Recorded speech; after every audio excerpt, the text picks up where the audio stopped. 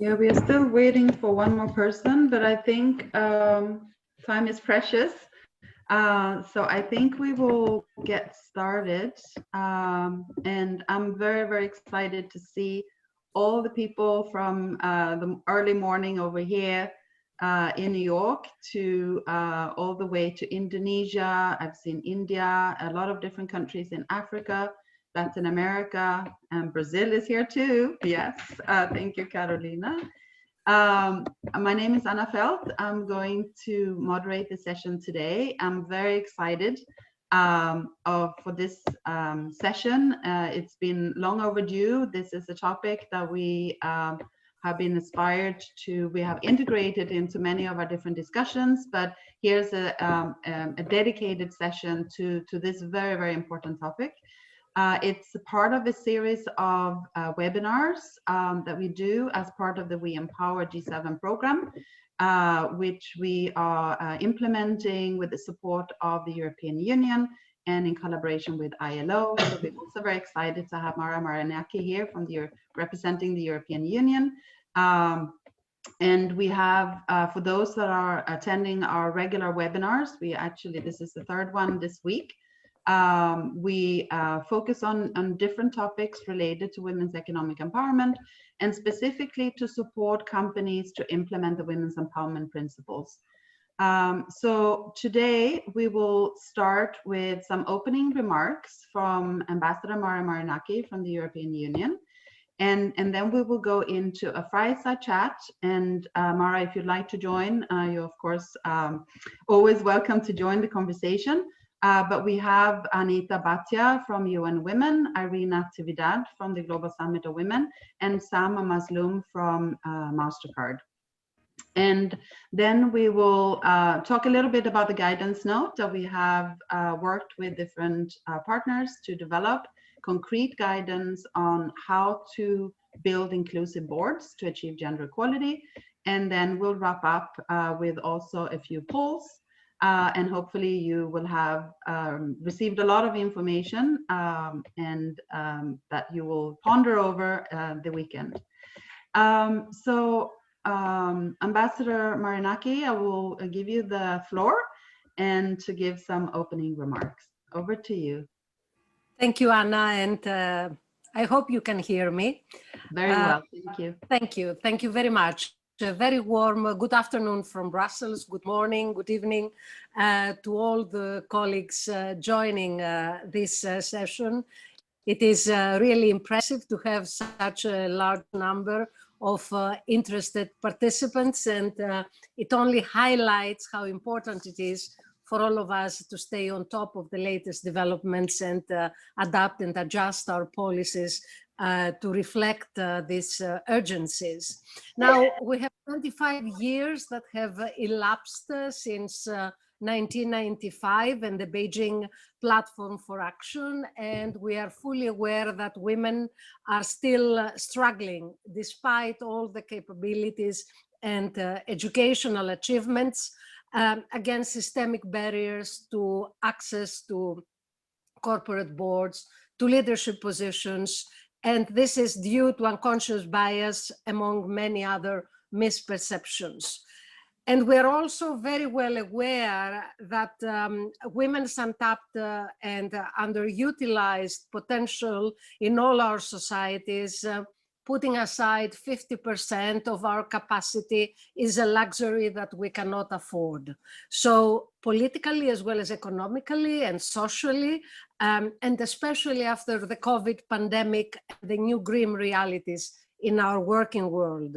So we need to start afresh. We need to have more effective policies in place, and to make a real impact, we also need first to do our homework and start with the statistics to study.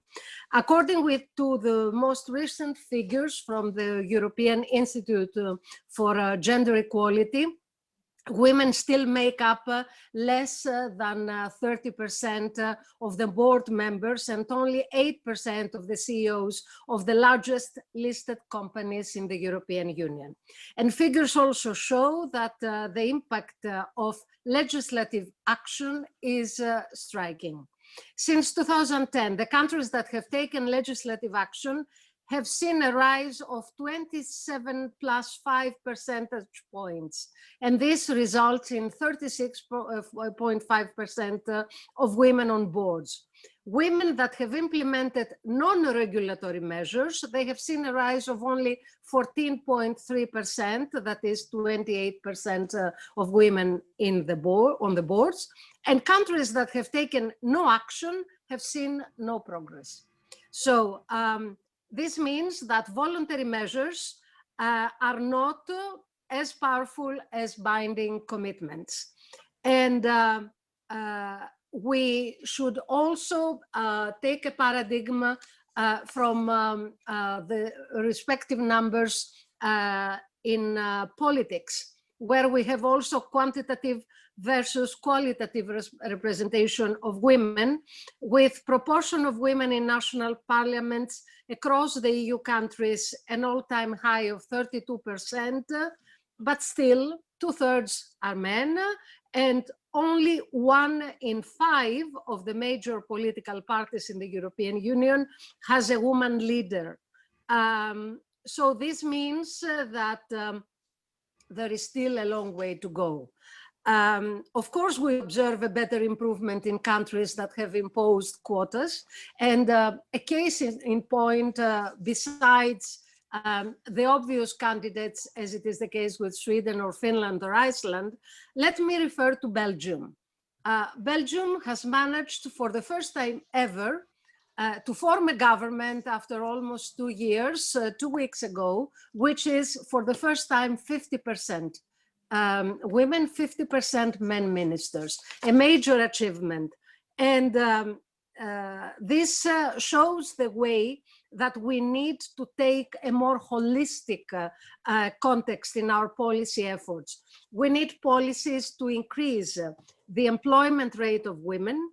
We need to reduce the gender pay gap. We need to tackle the gender segregation in education and in employment, and uproot non-transparent nomination and promotion schemes that are still very much prevalent, both in the political and in the corporate environment. And of course, what we need to promote is more friendly family policies to help provide work-life balance. We need to support the equal distribution of caring and domestic responsibilities. We need to improve the reconciliation of work and family life for both women and men, and help overcome the gender stereotypes. Such measures should aim to eliminate the individual, the organizational, and the social obstacles to women's representation in leadership positions, both in the public and the private sector, and of course in all other areas.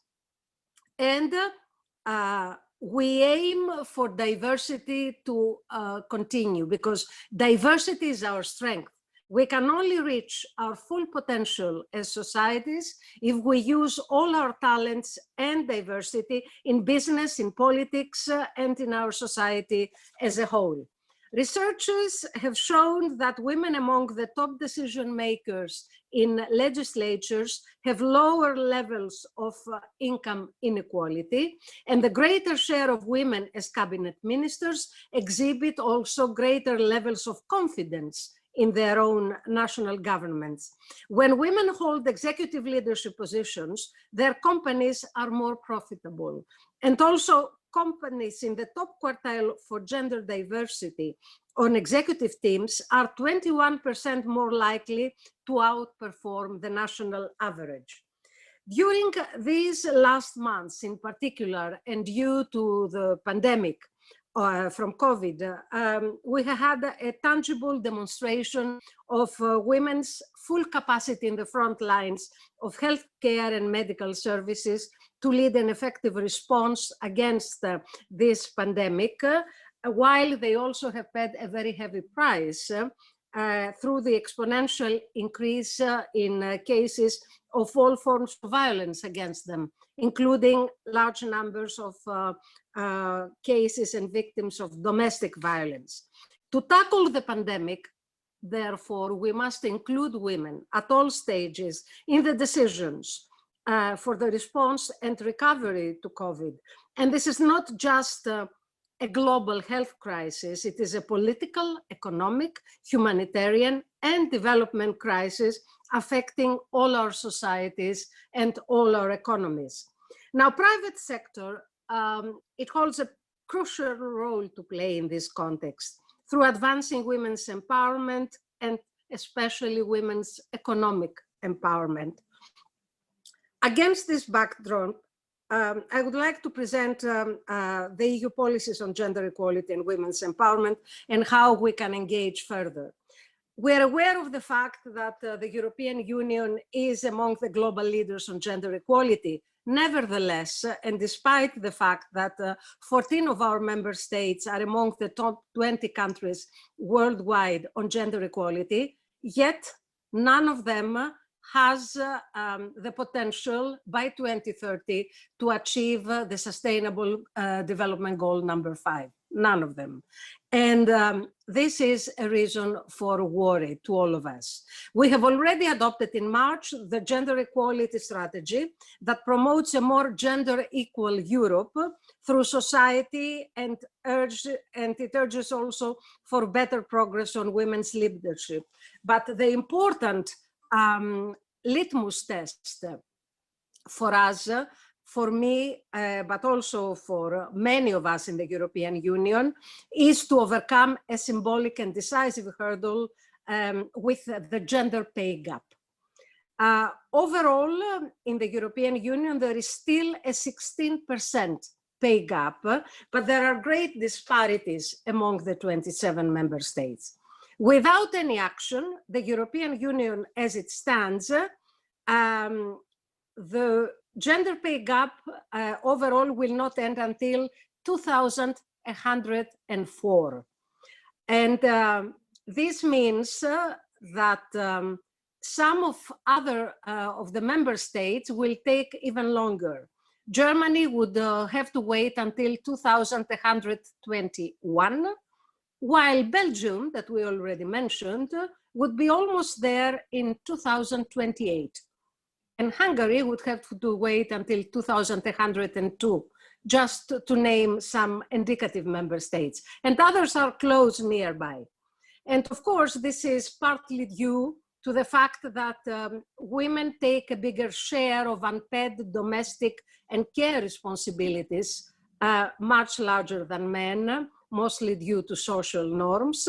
And this influences their career patterns and also their time spent outside of the job market, but also their choice, quote unquote, for the sector that they would go for.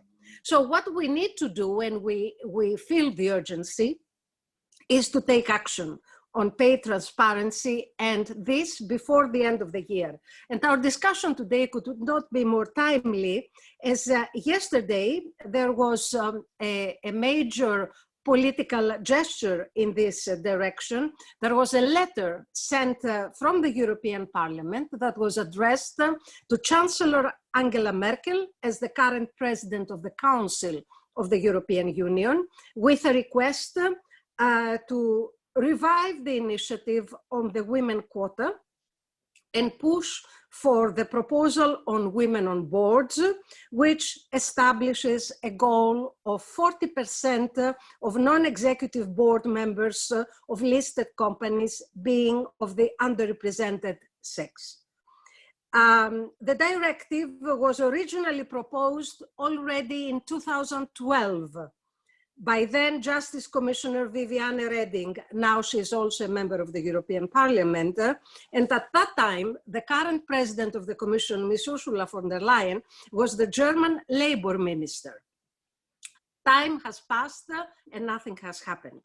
The letter was signed by the presidents of the 5 political groups and all the relevant members of the European Parliament in charge of Women on Boards file.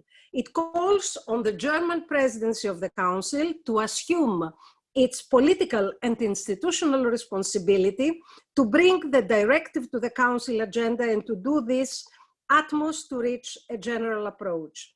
The signatories cite various data showing that women still make up less than 30% of board members and only 8% of CEOs of the largest listed companies in the European Union. Now, at a global scale, the European Union is gearing up to adopt a major ambitious EU policy, the so-called Gender Action Plan, for a more gender equal world, and this should take effect in early November. This will provide a common policy framework for the next 5 years to provide policy coherence through the inclusion of all the sectoral policies, including trade, and through urging all the partners of the European Union to comply with international standards on gender equality and labor rights. So it should be a major tool. The GAP3 will reaffirm the European Union's position as a global leader on gender equality and women's empowerment, and it will place gender equality firmly as a core priority of all our external action, through all our policies, through programming, and through promoting a gender transformative and rights-based approach. It addresses new challenges and opportunities linked to the digital transformation and the changes it brings to the world of work, as well as promotes a fair and inclusive green transition that benefits women and men, girls and boys alike. And of course, we will continue to rely on our global partnerships with the United Nations, with all the agencies, as well as with all our partners in international and regional organizations, with local civil society, with international organizations of civil society activists, with grassroots representatives, with partner governments, and last but not least, with the private sector. And to conclude on a positive note, there is always a silver lining on every cloud.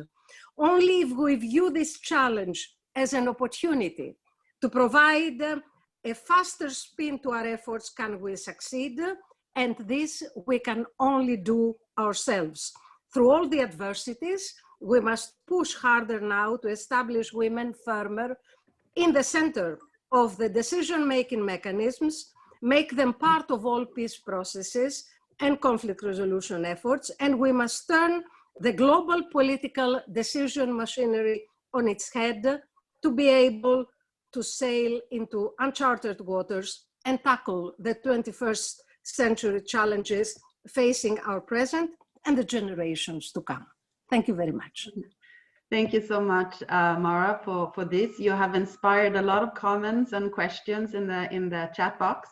So we will take those later. I think what you said at the beginning, no action, no progress.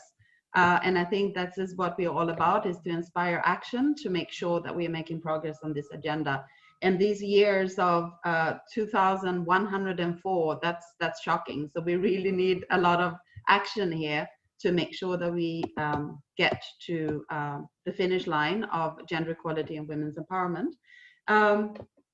You also talked about the quotas, and I have a few questions for Irene, because there is some different views on the effectiveness of quota, and but Irene has a lot of experience in working with governments and with the private sector, and has observation on how quotas have been effective.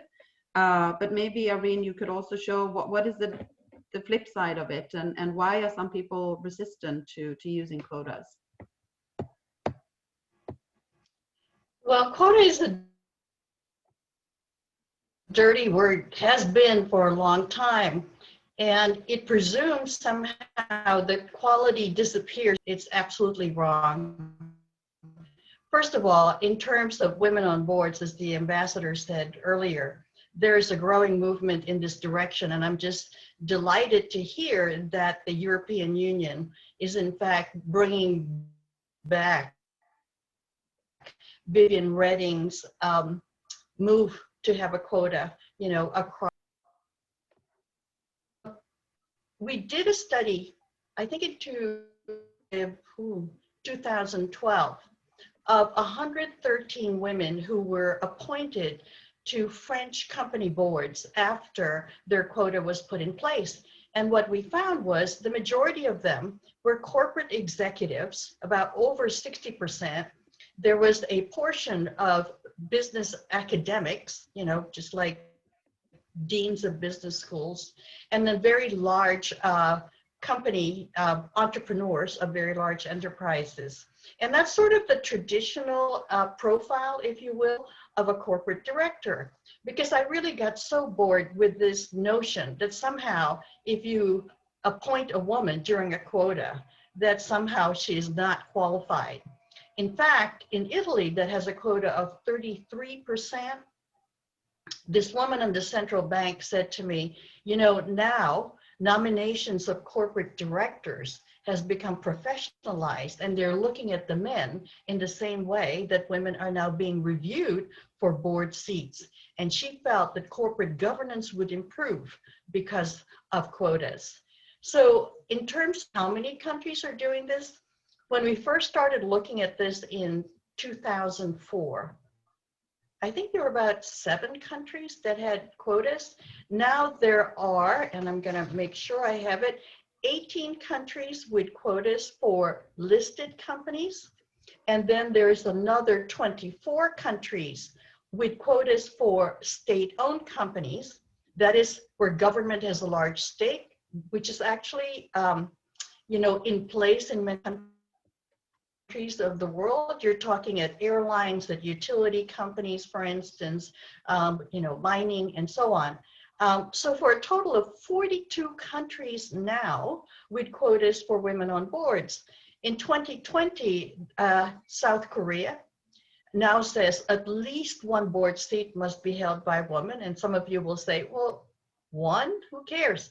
The numbers in South Korea haven't moved for decades that we've been doing research on women on corporate boards. So this is significant. The other one is Greece, who's now come out of their economic crisis, and they passed recently a quota of 30%. Now, not all quotas are the same. Some have sanctions for non-compliance, like France, and when that is the case, compliance is much higher. So in France, the quota was 40% for all listed companies. The CAC 40, their blue chip companies, have gone way over that. Companies now with over 50% women directors. So it's not just a question of fulfilling the companies now. So one of the accusations against quotas is, well, great, now the numbers have increased on boards, but we still have a pay gap, as Ambassador said before. We still have, you know, the same sex discrimination biases in the workplace. Well, the quota laws were meant to increase the number of women on boards, and it's fairly recent. So they're not going to change corporate culture immediately. It's going to require a more holistic approach, as Ambassador Marinaki said earlier. It doesn't mean that a company doesn't continue all of its gender-focused initiatives. It is another initiative to increase the numbers of women in quotas are needed and why they're moving. You know what they are? They are legal accelerants, you know? They force a demand because it's a law. Who wants to break a law? They are national in scope, which is very important because in the US, we have a lot of groups, hundreds of groups pushing for more women on boards, but there's no national initiatives to comply. And that's the big deal out of law. It's a very good starting point. Thank you so much, Irene. And we know from the Beijing Declaration and Platform for Action about the 30%, because often these quotas are 30%, that only when we get to a certain 30% and above, we'll have the critical mass to be able to evoke real and sustainable change. So that's what we are talking about. And real sustainable change doesn't come immediately, but it requires action, as you also heard from Ambassador Marinaki earlier. So we'll move over to Sam. You are involved, you work for Mastercard, but also involved with the 30% Club. And maybe you could talk a little bit about what the 30% Club does and its chapters around the world. But for the last 10 years, the 30% Club has highlighted that diversity and inclusion further contribute to that all-round board performance and ultimately increase the corporate performance. We've heard a little bit about that already from Mara and from Irene.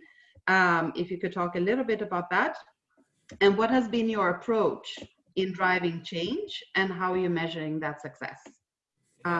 Anything that you've seen have changed over time? Over to you, Sam. Sure. Thank you, Anna, and thank you, Mara and Irene for for teeing this up. It's really interesting. So if you think about from the 30% Club, we kind of started on 2 points, really. So the first one is that it's simply not right that women should be denied the ability to fulfill their potential at the top of the corporate world. And secondly, we do know, as others have mentioned, that actually boards and companies perform better when they have greater diversity and inclusion at the top. So McKinsey, for example, say that if you have better gender balance, you're 15% more likely to be profitable. And actually, if you have cultural and ethnic diversity, it then pushes up to actually 35% chance of being more profitable as well. So this data is really, really important. And it was this second point that the 30% Club built its campaign on about 10 years ago. And it was a very simple message. We persuaded a few enlightened chairmen and enlightened CEOs that it was good for business to get more women on their board. So it wasn't a mandate at this point. And they in turn persuaded their friends who were the other chairmen and the other CEOs that this is something that they should join. And it's been really successful. When I look at somewhere like the UK, so 10 years ago, we had less than 10% of women directors on the FTSE 350. Just last month, we hit 33%. So that's been pretty good.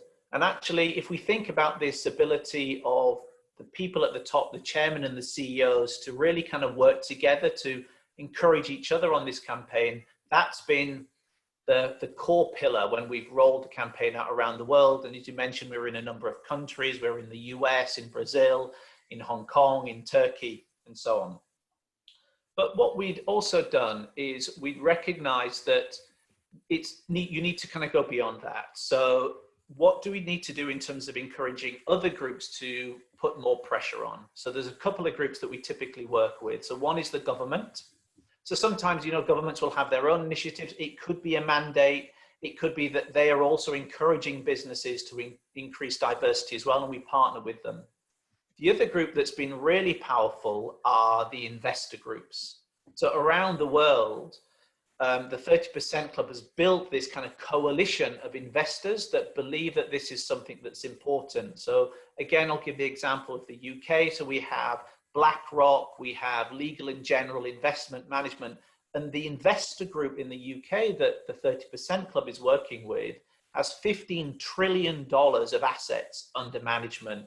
And it's a really powerful voice to both stake the case and persuade the companies that they invest in that this is something that they should be doing. So this is like the second pillar is, how do we encourage others to put pressure on business to do the same? And then what you create then is like a pull from the top. So the chairs and the CEOs and the investors and others are saying, we need more women on our boards and in our executive committee. And then sometimes you hear the excuse, but, there are simply not enough women to choose from, to fill these positions that we're supposed to.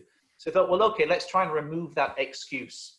So what we're doing to create and develop the pipeline. So You know, and these sometimes they're small things that the 30% Club might be doing on its own, but collectively it can be quite powerful. So we have, for example, an MBA scholarship program for those women that are really kind of pushing to the next level, and a cross-company mentorship program. We have 2,500 women on in the UK. And that means that somebody, for example, from Mastercard could be mentored by someone from British Aerospace. And it does two things, actually. So one is it gives the mentee access to a much wider network than they would normally have, which is great for actually getting your board positions. But it also gives those senior people, the chairs and the CEOs and others that are doing the mentoring, access and exposure to a group of women that are actually capable of fulfilling those positions when they need them as well. So I think those are kind of, that's become the three things that we're focused on. It's getting the chairs to do it, combine with others, and then build the pipeline. And in terms of how we measure success, it's really about the numbers, right? So it doesn't matter how good a social, media profile the 30% Club has. We look at what's happening at the top companies in the countries that we work in. So in places like the UK and Australia, they've hit that 30% target. In places like the US and Canada and Malaysia, they're inching up. They're in the high 20s. And even if you look at somewhere like Japan, which has got 13%, actually it's doing really well, because 2 or 3 years ago it was at 6%. So we really kind of feel that it's moving in the right direction, even though the numbers are low. But we're also realistic as well. And it was really interesting that Mara and Irene both talked about the importance of quotas. And actually, we look at some countries, places like Hong Kong, that the 30% Club has been present in for quite a while, and the progress is really slow. So we need to think about, actually, in different environments, do you need a different approach depending on the culture and the specific business environment there. And just to kind of finish off, if I think about kind of what's changed, we started focusing on boards,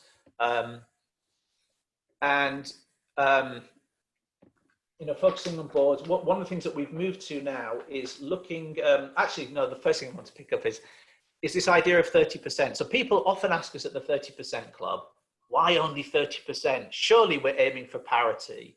And absolutely, that's what we're looking to do. That's the aim. But as you mentioned, Anna, 30% is this kind of the threshold that you need to get real change. And also, it's way easier for someone to sign up to 30% than 50%, because it feels like an achievable target in the medium term. So that's been really powerful as well.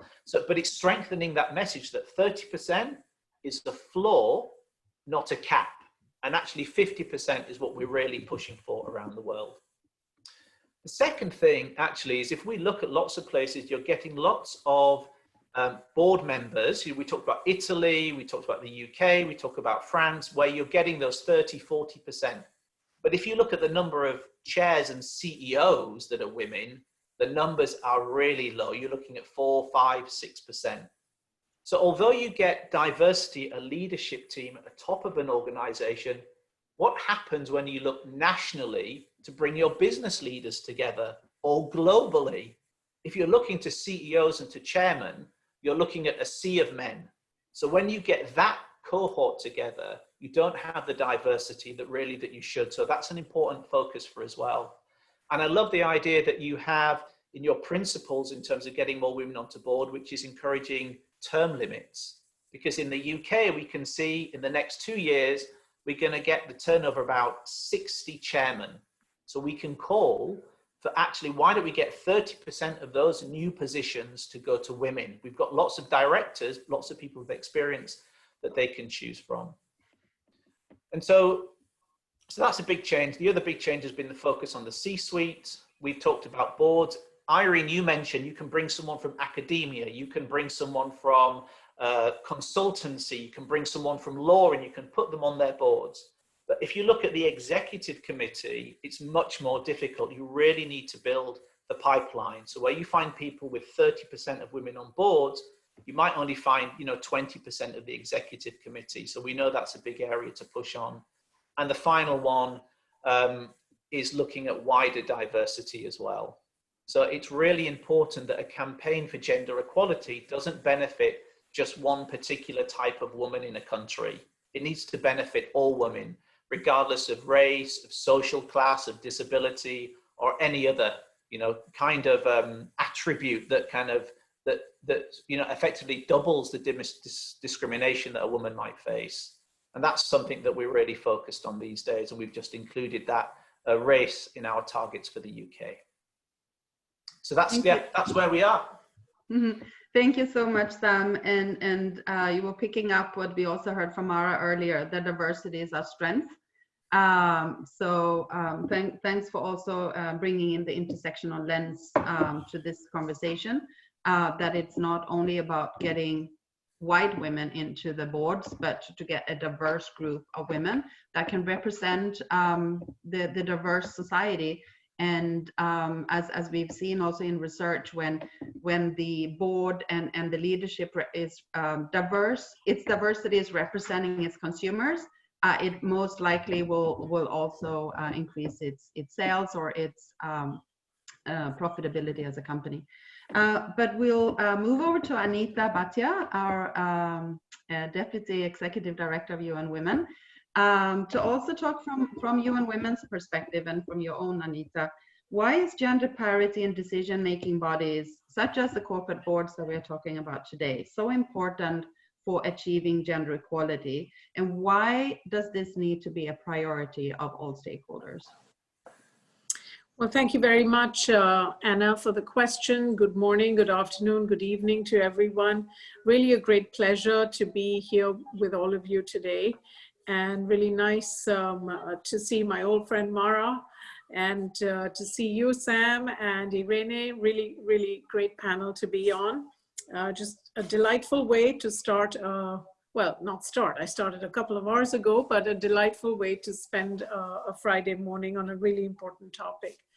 Let me start first by really just thanking actually our partners. I want to thank you, Mara, and the EU for a fantastic partnership, because I think this collaboration and support that we have enjoyed with you through the We Empower program in the G7 EU and LAC in Asia is really a very critical component of our work, and very important for the topic that we're talking about today, but more broadly for the issue of gender equality. So I really just want to express sincere gratitude and appreciation for the fact that this partnership has allowed us to hold multi-stakeholder dialogues, to reach out, to promote responsible business practices, and to come up with some very practical ways of moving the needle. So many, many thanks for that.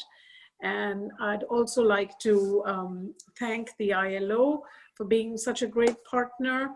And Sam, great to see you, because of course Mastercard is a great partner of ours as well. And the Global Summit of Women, I would also really like to thank for joining us today. So I just feel that we are in this bubble of brilliant partnerships as we start this conversation today. So Anna, you asked a really important question, and I think it's even more important to ask this question, which was important before the pandemic, but has become super important after the pandemic. And of course, we're still living through the pandemic, so we really shouldn't be talking about recovering from it, because we are still sadly in the throes of it, and will be until we have a comprehensive vaccine regimen and treatment available that is accessible to all. So let me start by first just saying a few words about how important gender parity has become, the renewed importance of gender parity. And I think it stems from the fact that the pandemic has a differential impact on women. And we sort of knew that at the beginning of the pandemic, but we have no doubt about it now, no doubt whatsoever. And, you alluded to some of this, Mara, in your brilliant opening remarks, that this differential impact, the way we are seeing it at UN Women, is on 3 areas. And I do want to spend just a minute or so on this before getting to the specific question of parity, because I think it's important to understand this impact in very specific terms. And this impact is in the areas of income, in the areas of health, and in areas of security. And income is impacted for various reasons, because women are in disproportionately in the sectors that have been hit by the pandemic: tourism, travel, hospitality. Income, because so many developing countries have large informal sectors that have just ballooned through this crisis. So you have the issue that the poverty was already very feminized, and now it's even more feminized. And our estimates show that as many as 47, maybe 50 million women are going to fall back into poverty in just 1 year, which is 2021. And then, of course, the world is talking about the impending debt crisis. And we know from previous debt crises that women are going to be hammered through this. And so I wanted to flag that there is this very specific impact on women that we can't forget about. And, it starts with the income issue, but then you have the health issue. And again, you might say, we're having a conversation on gender parity. What's this got to do with health? And I'll tell you what it has to do with health, because if you lose access to reproductive health, right, which has happened during the pandemic, you can't really tell a woman who wants an abortion to come back in 6 months, right? You can't really do that. So if she's not able to have access, control over her body, that means it's going to lead to different choices that she makes, and she may not be able to enter the workforce. She may not be a candidate for a seat on a board. So it is really important to not forget the fundamental role of health as well. And then finally, in terms of security, you said this, Mara, but again, important to point out that if you are not safe, you cannot engage productively, which means if you're a victim of abuse, you're not going to work, and you're certainly not going to be a candidate to be on a board. So that's the context that I wanted to lay out. Now coming to the specific issue of gender parity, Irene, thank you so much for sharing all that really interesting data on the numbers and how few countries actually have quotas in place. And Sam, thank you for sharing the experience and the variable experience in different contexts like Hong Kong and others on making progress. From where we sit, a quota is essential. Without some kind of compliance mechanism, there isn't going to be movement, because there is just too much bias in the system. First, the other day, our friend Jane Fraser got appointed to become the first CEO on Wall Street. And when I was reading this, I have to say my personal reaction was, I can't believe that in 2021, I am reading something which says, first woman CEO on Wall Street. I mean, are we in the 18th century or are we in the 21st century? And so, I think we sometimes tend to lose sight of just how ridiculous the state of gender equality in the world is, just how ridiculous it is, and that we actually think that 30% is an achievement. Do you see what I'm saying, Sam? I mean, 30% is great, but why are we talking about 30%? We should be at a minimum of 50%, and we should be talking about the day when 2 women win the Nobel Prize for Chemistry, and the headlines don't say 2 female scientists win Nobel Prize for Chemistry, right? It should be 2 scientists. But there's so much commentary on the fact that, of the 185 women who have, 185 people who have won the Nobel Prize for Chemistry, only 8 thus far have been women. So naturally the headlines have to say, oh my gosh, we have 2 female scientists who won the chemistry award this year. So from where we sit, the world was not a very good place when it came to gender parity before the pandemic. And the very real danger is that with the pandemic, the state of gender parity is just going to get really much worse. And we are going to find ourselves in a situation that we're going to crawl out of the hole, and that hole has just become very much deeper. So I'll stop there, Anna, but I just wanted to say that we see this as a critical issue. We think that there must be compliance measures, there must be monitoring measures, there must be ways of reviewing this. We have to change recruitment practices, because it's not just about the stock, it's also about the flow of new candidates, and that's your reference, Sam, to the pipeline.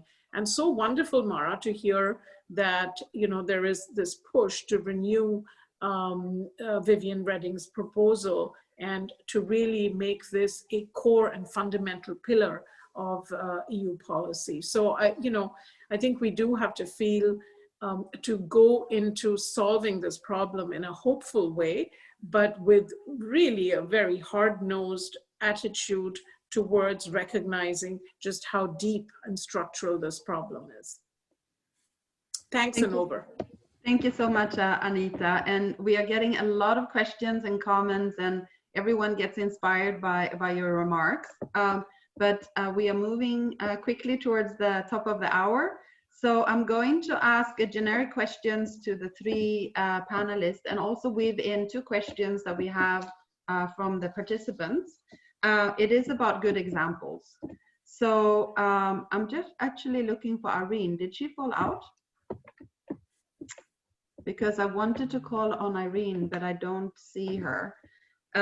So I wanted to ask a question about good examples of companies which have implemented quotas on corporate boards in the US and Europe over the past 25 years. We'll take that question when I think Irene will be back.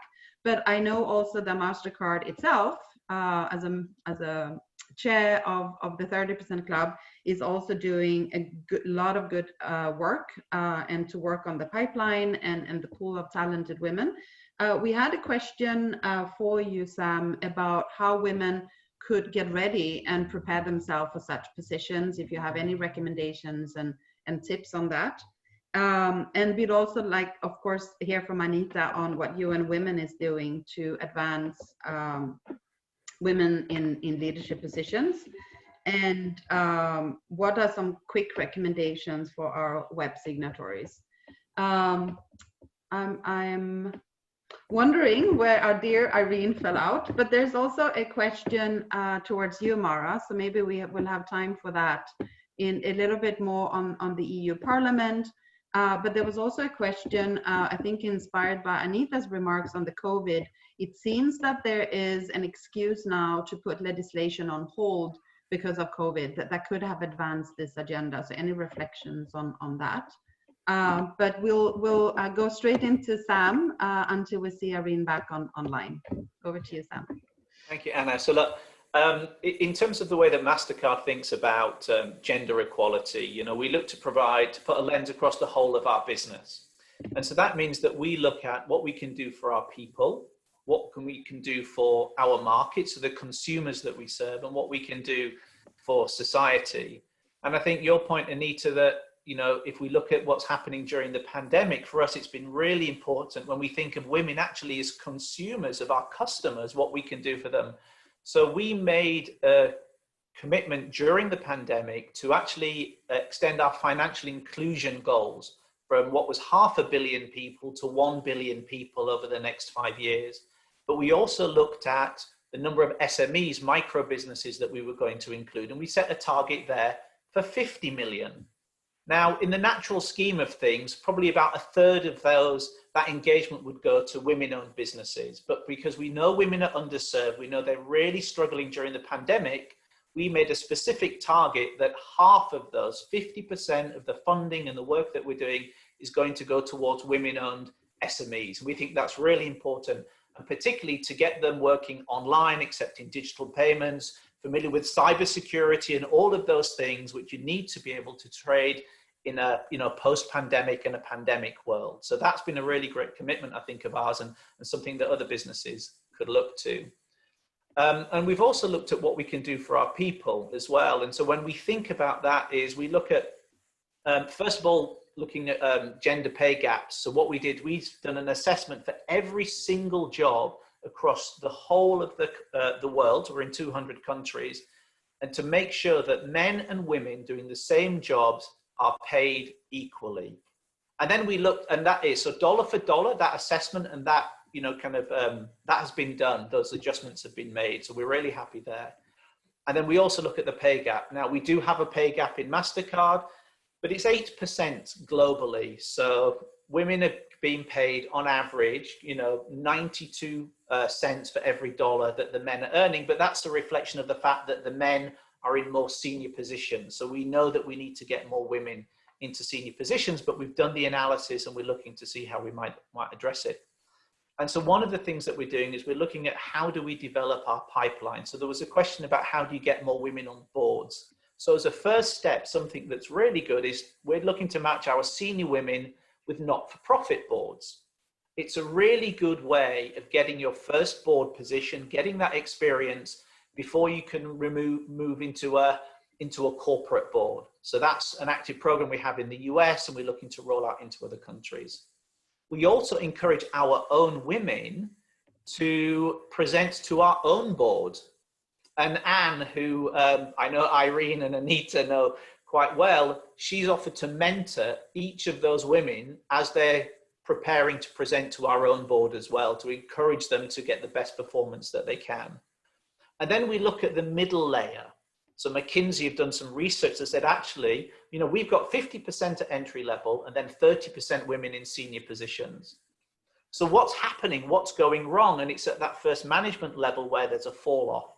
So we've looked at our own data and seen what can we do for women in the middle ranks. And so now we have a mentoring program which has got about 900 women on around the world because we want them to stay with us, we want them to grow with us, and we want them to help the company grow as well. And then we've also thrown in, you know, unified parental leave for men and women. So when you're looking at an employee as a man or a woman, you're not thinking, oh, they're going to be a mother. You're thinking, no, they're going to be a parent, a man or a woman, and you treat them the same way. And our policies are designed to reflect that. So those are some of the things that we're doing in the business.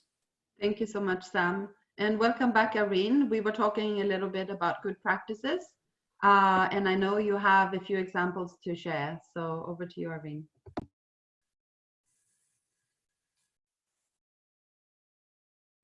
You need to unmute yourself. Great. You can look at the French companies because they're doing the best. Total, for instance, which is an energy company, has a board that is 58% female. And then other companies there, AXA with 53%, Électricité de France also at 53%. But I like what Mastercard is doing, and it's the kind of developmental approach, coherent approach that's actually needed. You can easily helicopter in women onto boards, but developing a pipeline from the bottom up takes much more effort. And it requires a concentrated commitment, not only on the part of the CEO and senior executives, but everyone, and to be held accountable. One of the companies that I thought did quite well doing this, and they don't have a quota, is Australia. There is a company called Westpac, and they wanted 50% senior women in their leadership.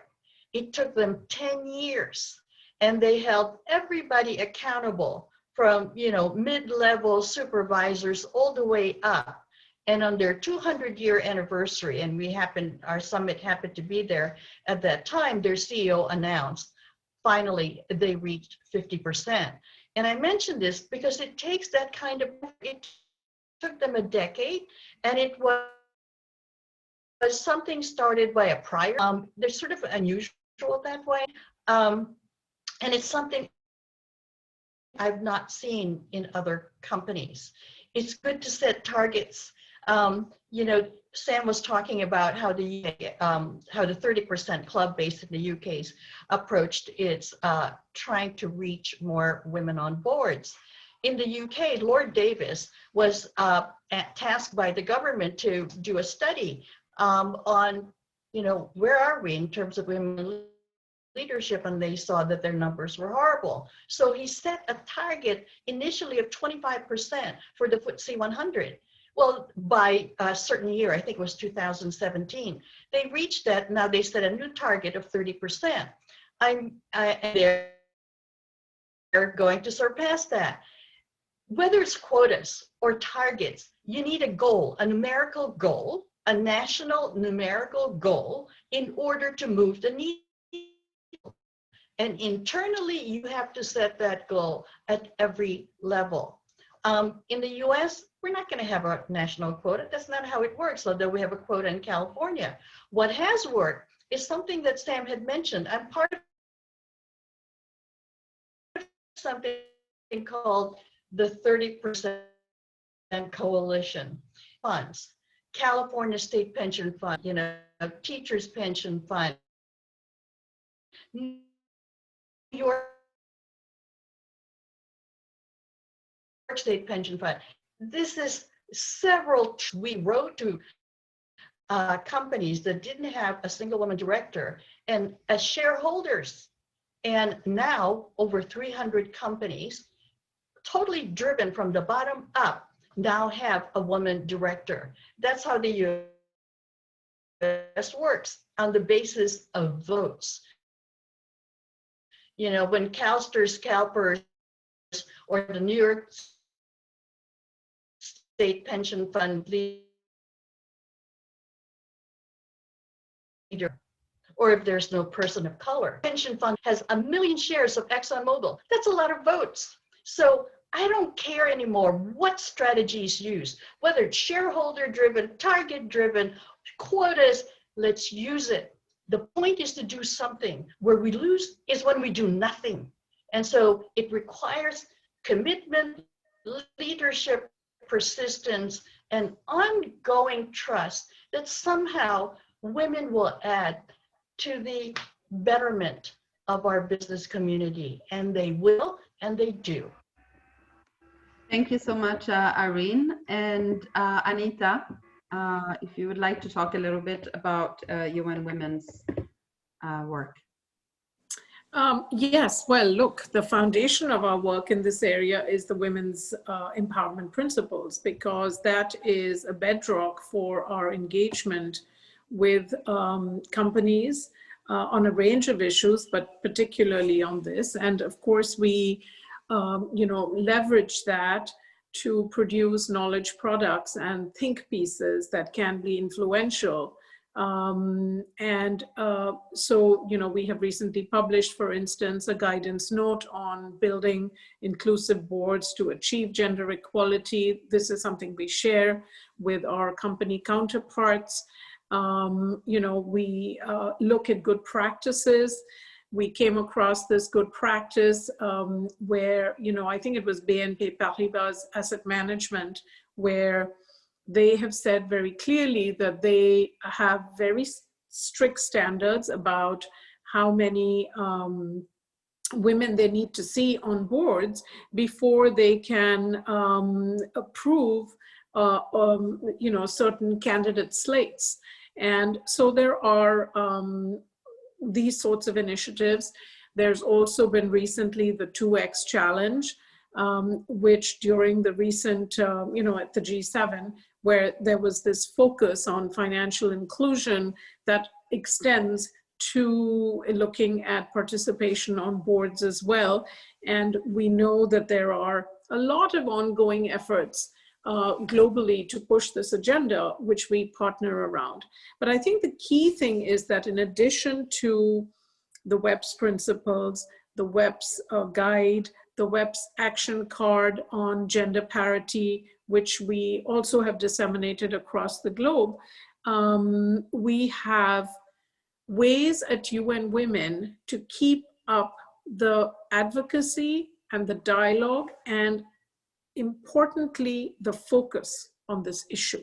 Because especially now, when policymakers have so many other important, urgent things to worry about, there's a real danger that the issues of gender parity will become secondary because people are busy solving other more systemic problems. So I think just keeping the issue on the agenda is really, really important. And our Generation Equality Forum has an action coalition around feminist leadership and movement.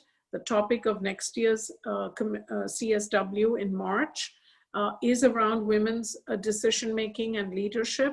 So we will continue to use these opportunities for advocacy to make sure that this issue doesn't go away.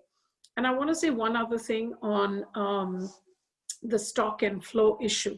And Irene, I couldn't agree more that this takes a whole of organization effort, and it's not enough to just have the leadership commitment, because it needs to be cascaded through the organization in order to build that pipeline of talent.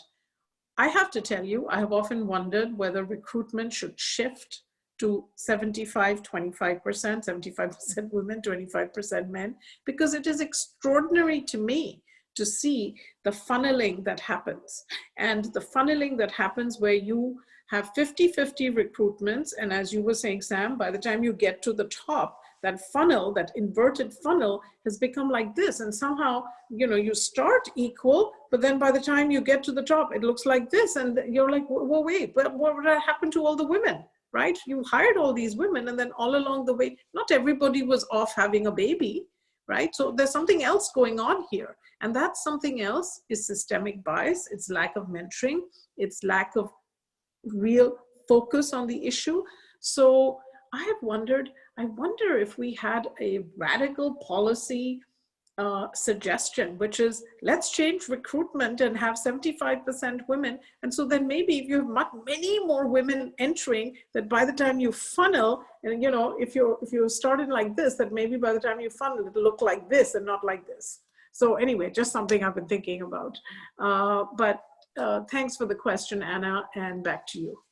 No, thank and you I so apologize, much. but I'm going to have to ring off very soon. I'm actually a bit late. It's already 10, it's 4:10 and I had a 10 o'clock.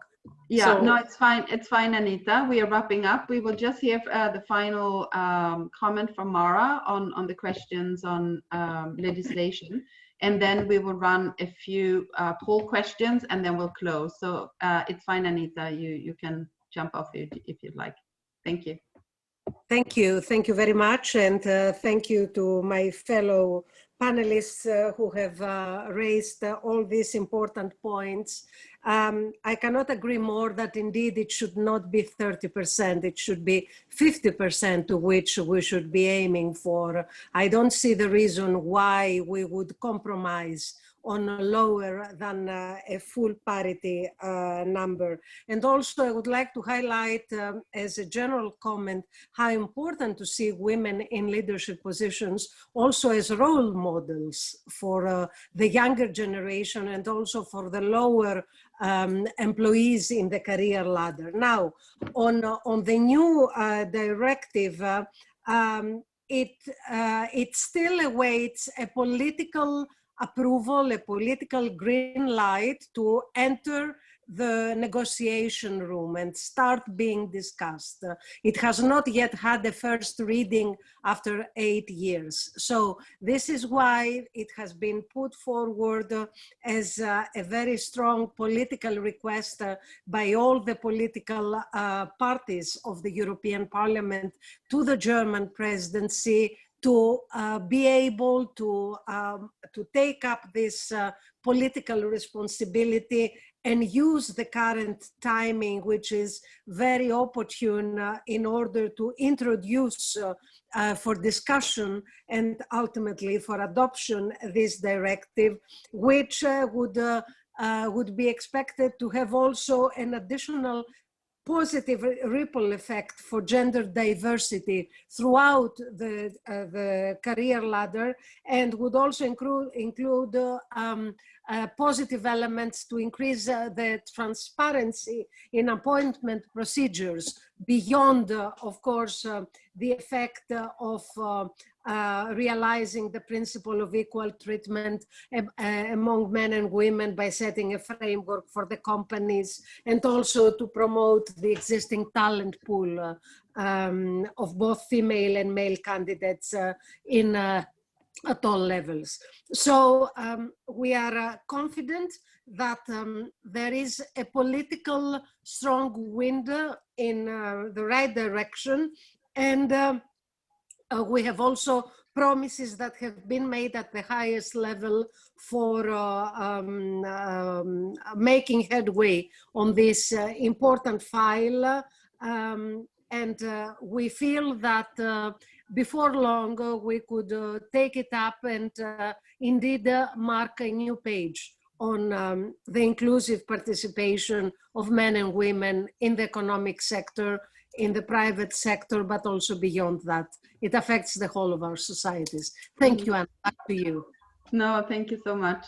And we have so many inspiring comments and questions in the comment box, and I'd like to just inform all of the participants that we will respond to them. You can also reach out to us on social media, and I see that everyone is very excited about all the different points that you have raised today, dear panelists. So Anita talked about the building inclusive boards to achieve gender equality. It's available on the webs.org/resources. So here, many of the recommendations that we heard today is in this guidance note, basically because all of our panelists have contributed to the guidance note. So here are some quick wins for you to see what you can do in your organizations and to really drive both the parity on boards, but also the pipeline within companies to achieve parity. We hope that you can answer our 2 poll questions. The first is, after the webinar, how informed are you with the topic of leadership and parity on boards? I think we have enough people. We can close. So yes, I think we have a great group that are informed and well informed. So we have about almost 80%. So thanks everyone. There's always more to be discussed. We always leave feeling that we need more time to resolve these issues. And overall, how satisfied are you with the information that you received today? And I would like to also thank Diana and Alicia for Diana for organizing this event, and Alicia for managing the chat box. And we will certainly get back to all of you, either through social media or by email. And for sure, the session has been recorded, and we will share the recording on our website, webs.org. And I think we want to show the next slide. You see, we have a lot of satisfaction here, and information is always needed, as we always say.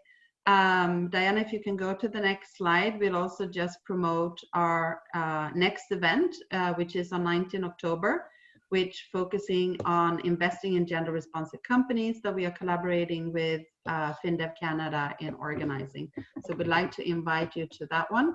And finally, Sam, Irene, Mara, and also Anita, who had to leave, thank you so much for your very valuable contribution to this conversation. And I think it's just a starting point, because when we lose when we do nothing, and no action is no progress. Thank you very much, everyone. Thank you, Anna. Thank you, everybody. Bye-bye. Bye. Thank you. Take care. Thanks, everybody. Bye-bye. Bye.